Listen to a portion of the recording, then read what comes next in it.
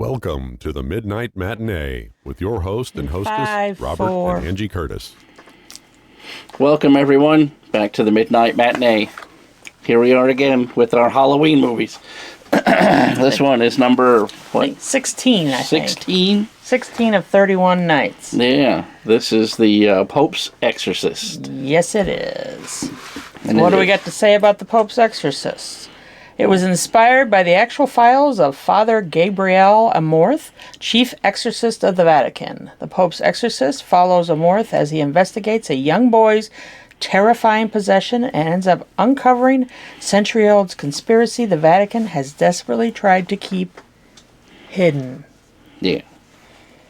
The Vatican hide things? Yeah, Nah. right. I didn't realize until I was kind of doing some research. I didn't realize that Gabriel Morth, or Father Morth, or whatever, is an actual person. Yeah. And that they said I read his book. Yeah, they said They said that when he died, and I think that was in the 90s, that he had done close to 160,000 exorcisms or witnesses to that. Really? Yeah, That seems like a lot. It does seem like a lot. Yeah, I think it's a lot. There'd be like one or two a day. That's what he said. He talked to the devil every day. Yeah, this movie, it's not that old. When did it come out? 2023, actually. 2023, so it's only a couple years old. Yeah. It has Russell Crowe in it. Yeah. So that's the big hook, is that it's a Russell Crowe movie. So, if you're a Russell Crowe fan, then you'll like this movie. He's good. He's really good in this. He portrays Father Amorth. Yeah. So. Yeah, the whole idea of his character is that he's kind of like the non-canonical friar from the Catholic Church. He's like the guy that the Pope sends out like as his personal emissary whenever somebody's really possessed and they can't be cured by psychology or whatever, and then he sends this guy out, and he's his spiritual hitman to go out and deal with the devil. So well, the real father didn't actually start doing exorcism until he was 60 years old. Yeah. And I didn't, I always heard, and you always heard about exorcisms in the Catholic Church, but I guess this is really based on the actual, that they have a whole litany of people that are behind it. Yeah. The Father Amorth was actually friends with William Friedkin. Oh, I read who directed The Exorcist. So they were actually really good friends. And he was working on making a life story. William Friedkin was working on making a life story about Father Amorth when he passed away. So then he kind of put that on the back burner. But they're talking about making a sequel to this movie. So who knows?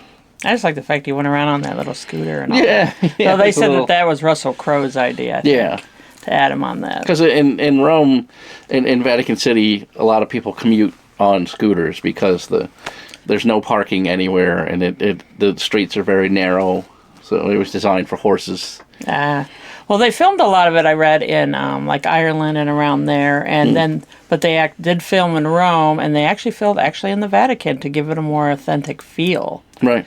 So that was interesting because I didn't know the Vatican allowed people to do that. To be honest. Oh yeah. Yeah, they're open to that kind of stuff.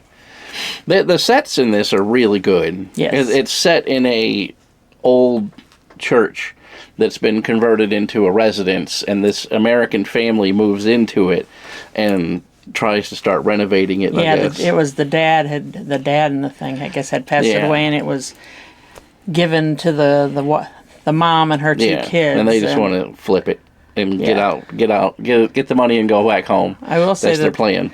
The kid and the girl, they were on par with their acting abilities. Oh, yeah.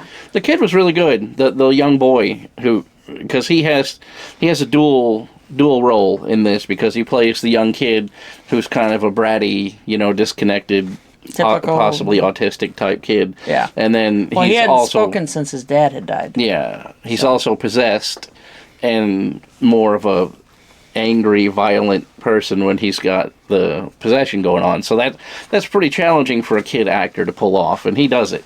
He nails it. That kid is a really good actor. Yeah. And the sister too, because she has a lot of there's a lot of physicality to her role, and she nails it too. So I think it's an odd movie because it's newer, and the critics did not like this movie.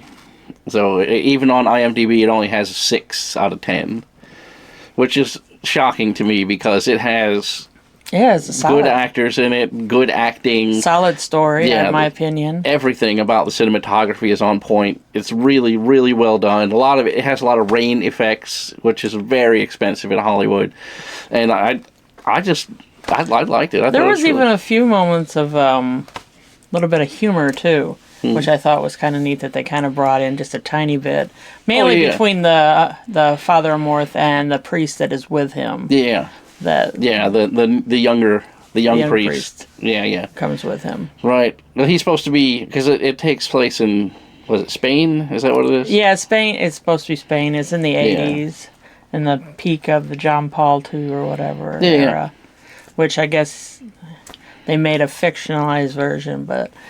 They said the devil was scared of Pope John Paul. He lived forever. Yeah. Like, I even remember he came to St. Louis to the Basilica, and we lived in an apartment building that was like two blocks back from the Basilica in Covent Gardens, of all places. And boy, I remember him coming by in the Pope Mobile, and they just had him propped up. I'm like, is that man alive? But... how long was he in service? I don't know. Never mind. Reel it back. Yeah. So, I mean, there's nothing you can point to that's bad about this movie. I don't understand why it got so much hate, other than it was just a time when people didn't like religious movies. Maybe Roger Ebert or one of those critics who said it was nothing more than a rehash of the Exorcist movie, the original, obviously. But maybe that, I don't know. Maybe it's the subject matter. Who knows? Yeah. So I'm a little sleepy tonight. We just finished watching this crazy movie that Bob started watching, I guess, like the other night, and The Witch, not the new one. This is from 1967, 65 or 67. So and it was black and white, but it was a little bit crazy. Yeah, not crazy like special effecty. There's no special effects in it. No, it's just the 60s. But yeah, just pure craziness, I guess is the word. Yeah, it was really good. I recommend it if you want to see The Witch, and it's not the not the witch. Yeah, not the goat. Goat. Yeah, not the new one. This is old, and it was really good. I liked it. The acting was on point in it, and it's one of those ones where it leaves the subtext out in the open through the entire show, and then you're the whole time you're like, I think this is one way, I kind of guessed. Like I kind of think what's going on, but then they keep subverting expectations through it, and then in the end you're like, yeah, I was right. So, but it was good. It was really good. I liked it. Okay, reel it back. Trying to uncover some more classic horror movies. Well, do we want to go ahead and rate it? I mean, I think we were pretty much in a thing. I just want to put up our. We both agreed that it was a 4 out of 5. It was nightmare fuel, which takes you to the edge of terror, leaves a chill in your spine, dark and twisted in all the right ways. Which Russell Crowe did put on a pretty amazing performance. Oh yeah. I mean, because he's fantastic. He's a good actor. There's one point where he is upset, he possessed, and he nails it in this movie. He's really, and as a Russell Crowe fan, there's a funny little. I won't. It's not a spoiler. It's just between us, right? And there's a scene where he's leaving the Colosseum in Rome. Oh yeah. And he kind of looks over his shoulder and has a little bit of a smirk. Gladiator. Right. It's a throwback to Gladiator. So look for it when you watch the movie, because it hit me in my feels. I was like, Russell Crowe. And I don't think that was in the script, because it's out of character. And whenever an actor can pull that off, I really appreciate it. So look for it in this. It's fun. Yeah, so we watched The Witch. this week going on. We started watching this thing last night on Netflix, which I'm not slasher. Quite, yeah, it's some kind of anthology. Yeah. And somehow we started in season 3. Yeah, Netflix does that for some reason, where it'll say like, "Hey, this is a new series. Or this series has a new chapter." So you click on it, and it goes to the new chapter instead of going back, so that you can watch all of it up to that point. So, but we didn't realize until we had watched 2 or 3 episodes of it. And I'm just like, I'm not sure if I like it or not. It has a lot of deviancy would be a good word. Not even though. It's just bad. It's just bad. You don't even want to like the characters in any way, shape, or form. That's what I was saying through the whole to get off of The Exorcist and onto this slasher is what it's called, which is shocking mislabeling. There is no slashing going on in this. You'll see there's like three kills that we've seen so far, and of the 4 episodes that we watched, and the brutal. They're like 10 seconds maybe. The entire 40-minute left of the episode is just needless, nonsensical prattling by characters that you don't care about, and it's like it gets to the point that when one of the characters, I'll spoil it because you shouldn't watch it. It's awful. The barista, the guy who owns his own bar, by the time the slasher gets to kill the barista, you are on the slasher's side. Like 100%. You're like, this guy's obnoxious. Like, please. And maybe that's the whole point. They kill people who just are please get maybe rid this of guy, what do they call him? The druid. The druid, that's right. And he dresses like in all black urban streetwear type stuff with the purge mask with the LED ropey lights in it. Obviously druid. Well, maybe we should have started on the first season. Maybe the first season was really good. Maybe the first season wasn't the train wreck that the third season is. And now, we've gotten to because usually by, the second season, you're like, eh. Yeah. You get to the third season, you're like, bleh. No.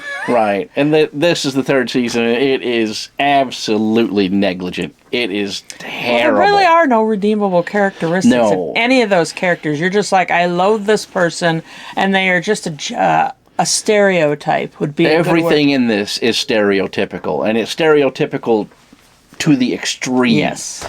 And then things that they should have paid attention to in the writing, nope, throw it right in the garbage, because you're forced with all of this intentional formulaic racism and class warfare and like gay angst and all of this is just terrible. Yeah, they're laying it on really thick. And none of it lands. It's like all these characters are so far over the top that you're just like, please, can you get that one next? Like, it's just like, oh, here we are, Yeah. It's like, here's another stereotypic portrayal. And it's like we talked about the Thanksgiving, right? Yes. It's a slasher movie. And it is a fantastic slasher movie. It's modern, and it's done in a way that you have that tension, right, where you're afraid of the killer because he's a vicious serial killer type slasher character. Whereas in this, you're like, bro, I could take that dude. Yeah, he was tiny. He's a little skinny neck dude, and I suspect it might be that little girl, but I don't know. I don't even care. Not the little girl. I meant the little Asian that was. The what? The one that was married to or was with the barista. Oh. And she's playing the game and is with swords. Yeah. Who knows? Right. We haven't seen the end of it, so I have no idea. I'm just conjecturing. I'm not going to watch the end of it. So there you go. Oh. It's gone down the trash. The slasher. That's my. Here's. We'll save you an entire episode. Slasher gets the flush. That movie is terrible. When we're looking and oh my god, we're going through the Netflix and we're like, seen it. Might have seen it. So we get to something, he plays the trailer and he always looks at me like, well, what do you think of that? And I'm like, well, we watch one episode. If we don't like it, We don't have to watch anymore. We ended up, I think, watching 2 episodes. Was it 2? Or was it 3? I felt like it was 3. It was long.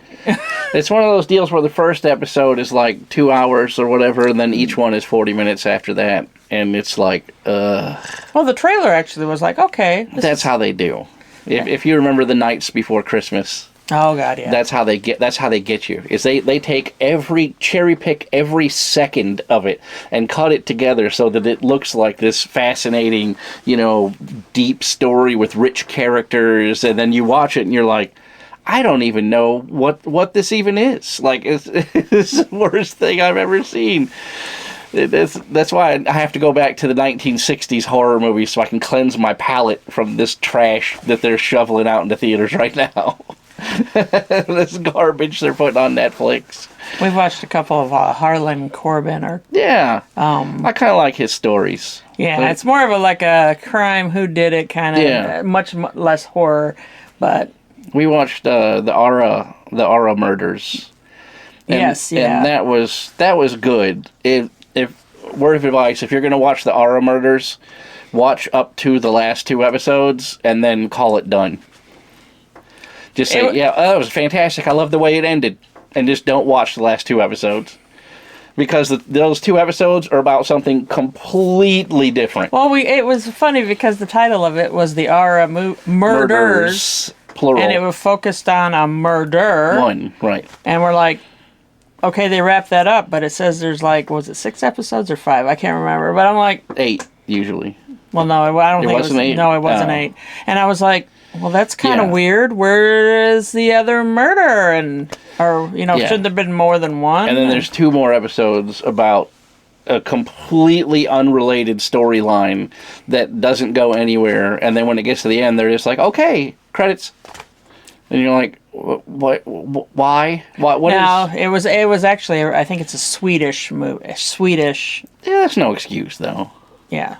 On Netflix, we've watched plenty of dubbed good and all Swedish movies. We've watched a lot of ones from Poland and Spain. We give everything, as long as it's dubbed okay. If I got to read subtitles, that kind of takes... Or if it doesn't match at all. Oh, God, when their looks don't match. Right. Like The Woman of the Dead, we just finished. Yeah.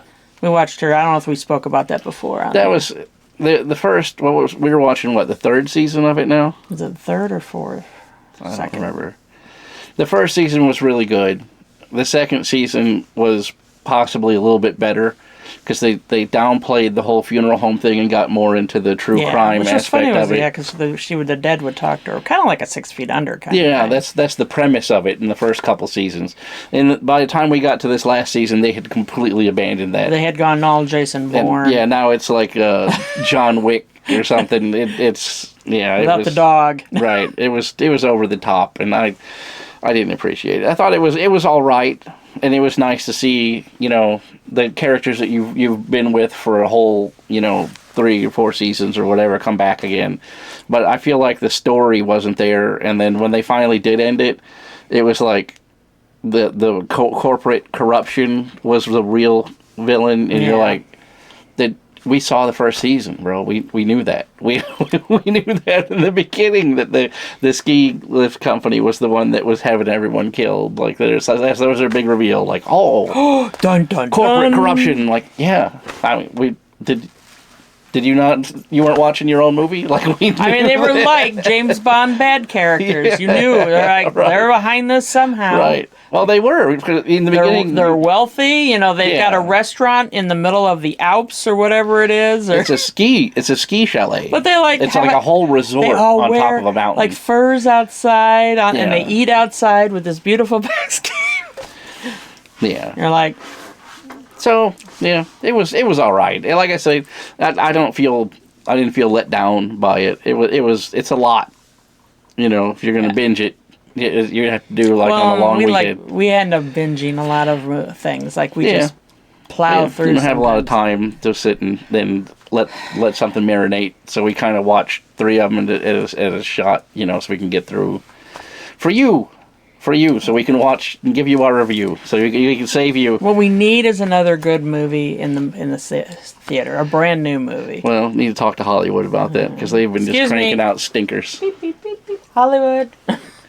Would it be possible for you to make a movie that isn't terrible? Just make something that's just mediocre, at least. Well, and I brought up the thing. I'm wondering if because of, between the actor strike that was like 2 years ago or whatever it was, and going through the pandemic, there just isn't a whole lot of movie out there right now. So they're scraping the bottom. Like the bottom of the barrel, bottom of whatever. Yeah, it could be. I don't know. But Hollywood right now needs some help. We're rambling. Yeah.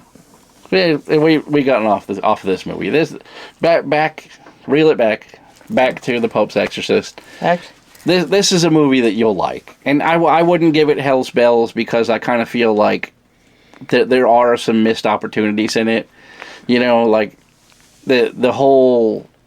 I can't even spoil it because I want you to watch it. So I'm going to say the whole reason why this building in Spain was so important is kind of brought up at the end. You know what I mean? Yeah. And to their credit, they did schmanter a couple little things in through the crew that's working on it. They discover some things, and then some things happen. But I mean, the big reveal of why this building was so important happens in like the final 10 minutes of the movie. Yeah. You know what I'm saying? Like it would have been, that whole thing would have been a lot better revealed just a little bit earlier in the story, so that it wasn't like you're falling into a whole new cavern of plot, right? If you could have gotten it in drips and drams, and then pow, like somewhere in the middle you were exposed to it, and then they had to pull back and regroup and then come in, you know what I'm saying? Yeah. Whereas this is kind of like, it's very frantic. They uncover the thing fights back, then they have to do a whole thing with the thing. There's a thing about the thing, and you got to do a thing over here. Is that vague enough for you? I'm not going to give you any spoilers, so... But. You know, and the first time when I saw the title and it said The Pope's Exorcist, I was thinking that, well, the Pope's possessed, huh? And he's going to have an exorcism. Right. I didn't realize that Exorcist was actually a title. Right. I feel like a ding-dong for thinking that. Because, you know, you hear about the movie The Exorcist, so you assume it's an action or a verb or whatever. But or the Pope's exorcism. Is what you think? That's what I thought. That's what I first heard the title, and I'm like such a ding dong about it. But and then that's what he is. He's an exorcist. And like a year later, Russell Crowe made a movie where he's an actor who plays an exorcist. Oh yeah, what was that movie? And then it's like, well, it's too soon, bro. You gotta space these out. Yeah, what was that? I don't remember, but it was like not even a year later that he came out with another movie where he plays an exorcist, who's an actor who's famous for playing exorcists, who then has to deal with an actual exorcism, and it's a whole thing. So, right, mind blown. So, yeah, that's our review. What do we give it? Nightmare Fuel? We gave it a 4 out of 5. Nightmare Fuel. And I guess we'll see you next time. At the Midnight Matinee. Midnight Matinee. Here. Roll Todd. Here's Todd. You've been watching the Midnight Matinee, brought to you by the Veritas Project. So when the clock strikes 12, grab your tickets for the next episode of the Midnight Matinee.